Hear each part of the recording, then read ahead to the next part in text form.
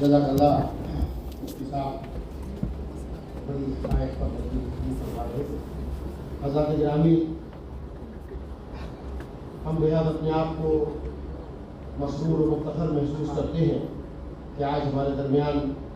مدنی خانوادے کے چشم و چراغ تشریف رکھتے ہیں، جن کا تعلق مدرسہ اسلامیہ عربیہ امروہہ سے ہے اور جو جدید جو صدر ہیں دینی تعلیمی بورڈ علماء ہند کے۔ میری مراد ہے مولانا مفتی عفان منصور پوری صاحب رضی اللہ علیہ سے کہ وہ تشریف لائیں اور اپنے کلمات عالیہ سے نوازیں۔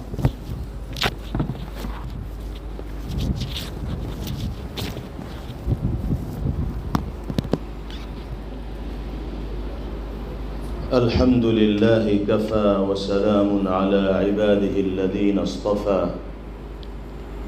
أما بعد فقد قال النبي صلى الله عليه وسلم لما بعث معاذا رضي الله تعالى عنه إلى اليمن لأن يهدي الله بك رجلا واحدا خير من الدنيا وما فيها، أو كما قال عليه الصلاة والسلام۔ آج کے اس باوقار اور سنجیدہ پروگرام و اجلاس کے صدر محترم پروفیسر اشتیاق احمد ذلی صاحب، یہاں تشریف فرما دیگر مہمانان کرام، ارباب مدارس، مسلم یونیورسٹی علی گڑھ کے اساتذہ، طلباء و طالبات، اللہ رب العزت والجلال کی حمد و ثنا کے بعد ہم ممنون و مشکور ہیں مرکز فروغ سائنس علی گڑھ مسلم یونیورسٹی کے اراکین و ذمہ داران کے، بالخصوص پروفیسر نسیم احمد خان صاحب اور ان کے اعوان و انصار کے، جنہوں نے بلا مبالغہ مہینوں پر مشتمل پروگرام سازی اور منصوبہ بندی کے نتیجے میں آج ارباب مدارس اور خادمان علم کو اور عصری تعلیم گاہوں کے ذمہ داران کو، وابستگان کو ایک ٹیبل پر جمع ہونے کا اور باہمی مشاورت سے مستقبل کے لیے قوم کے واسطے مفید لائحہ عمل وضع کرنے کا موقع فراہم کیا۔ اللہ تعالی ہم سب کے اس اجتماع کو اور مل بیٹھنے کو ہر اعتبار سے قبولیت کا شرف نصیب فرمائیں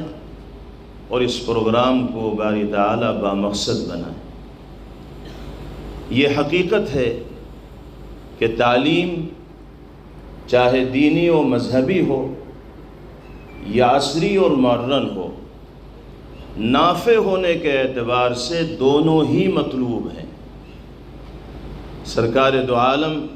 جناب محمد الرسول اللہ صلی اللہ تعالی علیہ وسلم علم نافع کا سوال فرمایا کرتے تھے اور اپنی دعا کے ذریعے امت کو بھی یہ تلقین فرمایا کرتے تھے کہ اللہ رب العزت والجلال سے علم نافع کی درخواست کیا کرو، اور علوم غیر نافعہ کے سلسلے میں پیغمبر علیہ السلام پناہ چاہا کرتے تھے۔ طب ہو یا سائنس، انجینئرنگ ہو یا میتھمیٹکس یا دیگر عصری علوم ہوں، نافع ہونے کے اعتبار سے اسلام میں وہ سب کے سب مطلوب ہیں۔ اور حضور پاک علیہ السلام کی تعلیمات و ہدایات اس حوالے سے انسانیت کے لیے مشعل راہ ہیں اور رہنما ہیں۔ حضرت معاذ بن جبل رضی اللہ تعالیٰ عنہ کو نبی کریم علیہ السلام نے جب یمن کا گورنر بنا کر بھیجا تو مختلف نصیحتیں فرمائیں، اور اسی موقع پر آپ نے یہ تاریخی جملہ ارشاد فرمایا تھا، لَأَن يَهْدِيَ اللَّهُ بِكَ رَجُلًا وَاحِدًا خَيْرٌ مِّنَ الدُّنْيَا وَمَا فِيهَا۔ معاذ، تم اللہ کی سرزمین پر اللہ کے بندوں کا اللہ سے رشتہ جوڑنے کے لیے اور انسانیت کی خدمت کے لیے جا رہے ہو، تمہارے ذریعے سے اگر ایک انسان کے لیے بھی رہنمائی کا فریضہ انجام دیا جائے گا، تمہارے ذریعے سے اس کے واسطے دنیاوی اور اخروی کامیابیوں کی راہیں ہموار ہوں گی، تو تمہارے لیے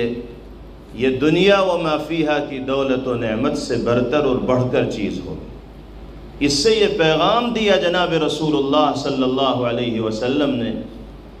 کہ انسان اپنے وجود کو اگر انسانیت کے لیے نافع بناتا ہے، علم کی روشنی سے وہ عالم کو منور کرتا ہے، علوم سے مالا مال ہو کر دنیائے انسانیت کو علوم سے وابستہ کرنے کی فکر و کوشش کرتا ہے، تو وہ اللہ رب العزت والجلال کے اور نبی پاک علیہ السلام کے احکامات پر عمل کرنے والا اور اپنے فریضے کو ادا کرنے والا ہے۔ تو یہ بات تو بالکل مسلم ہے کہ تعلیم دینی و مذہبی ہو یا عصری اور ماڈرن ہو، نافع ہونے کے اعتبار سے مطلوب ہیں، اور دونوں طرح کے علوم حاصل کرنے کی فکر و کوشش کرنی چاہیے۔ اب مسئلہ رہ جاتا ہے اختصاص کا، مہارت کا، ان علوم میں کمال پیدا کرنے کا۔ ہم یہ سمجھتے ہیں کہ مدارس اسلامیہ کا جو قیام عمل میں آیا ہے،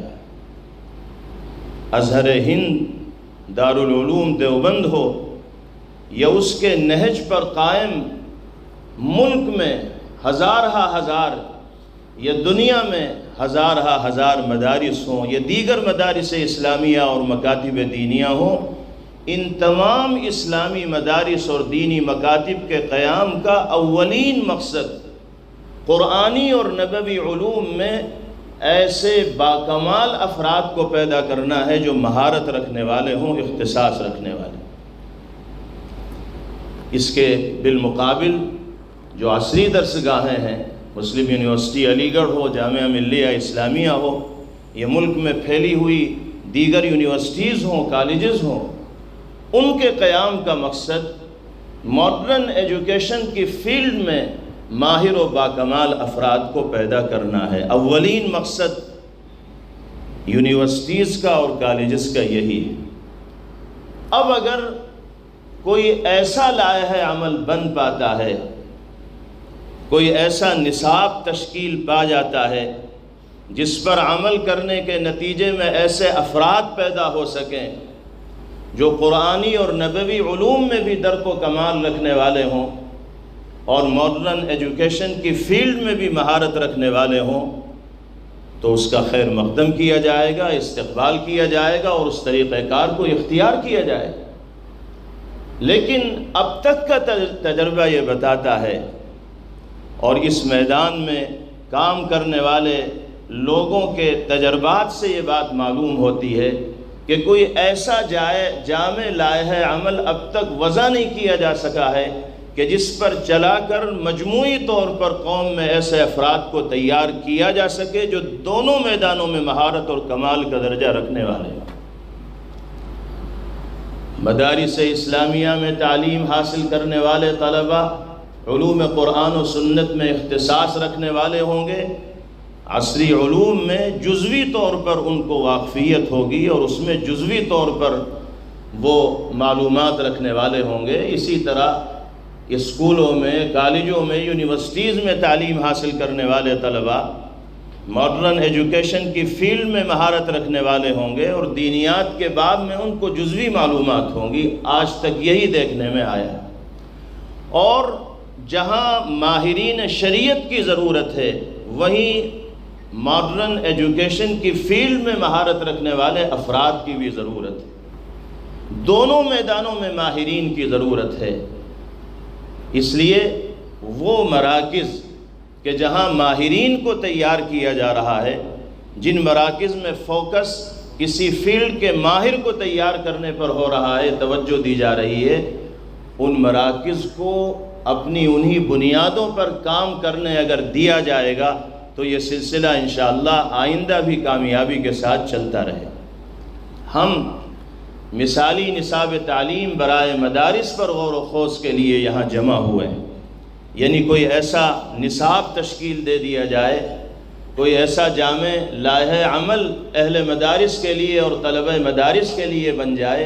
کہ وہ علوم قرآن و سنت میں مہارت حاصل کرنے کے ساتھ ساتھ ماڈرن ایجوکیشن کی فیلڈ میں بھی مہارت حاصل کرنے والے بن جائیں۔ واقعتاً اگر کوئی جامع لائحہ عمل بن پاتا ہے تو اس کا خیر مقدم ہے، اور اگر اس کی ضرورت مدارس کے لیے ہے تو جو مسلم ماڈرن ایجوکیشن کے ادارے ہیں ان میں بھی اس کی ضرورت ہے کہ وہاں ایسا مثالی نصاب تعلیم وضع کیا جائے کہ ان اسکولوں اور کالجوں میں پڑھنے والے ہمارے بھائی بہن قرآنی اور نبوی علوم میں بھی مہارت حاصل کرنے والے۔ اگر ہم مدرسے میں ایسے مثالی نصاب تعلیم کو وضع کرنا ضروری سمجھتے ہیں کہ جس کو پڑھنے کے نتیجے میں طلبہ مدارس ماڈرن ایجوکیشن کی فیلڈ میں ماہر بن جائیں،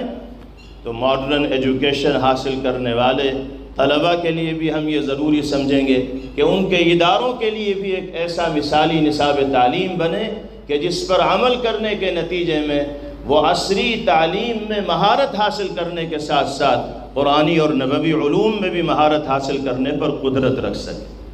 دونوں میدانوں میں ہمیں فکر کرنے کی اور کوشش کرنے کی ضرورت ہے، اور ثانوی درجے کی چیز یہی ہے کہ مدارس اسلامیہ میں ضرورت کے بقدر عصری علوم کو نصاب کے اندر شامل کیا جائے، اس سے صرف نظر قطعاً نہیں کیا جا سکتا، اسے نظر انداز ہرگز نہیں کیا جا سکتا۔ حالات اور زمانے کے تقاضوں کو پیش نظر رکھتے ہوئے ضرورت کے بقدر عصری علوم کی شمولیت ہو اور پوری توجہ اور دلچسپی کے ساتھ طلبہ مدارس کو وہ علوم پڑھائے جائیں، لیکن ہم پھر یہی کہیں گے کہ اختصاص جو مقصد ہے مدارس اسلامیہ کے قیام کا وہ ہر حال میں باقی رہنا چاہیے، تاکہ ماہرین شریعت اور ترجمان شریعت پیدا ہوتے رہیں اور امت کی صحیح اور درست رہنمائی کا فریضہ انجام دیتے رہیں۔ اللہ تعالی ہم سب کو صحیح سمجھنے کی اور صحیح فیصلے کی توفیق نصیب فرمائیں، اور راہ راست پر باری تعالی ہم سب کو گامزن فرمائیں۔ وآخر دعوانا ان الحمدللہ رب العالمین۔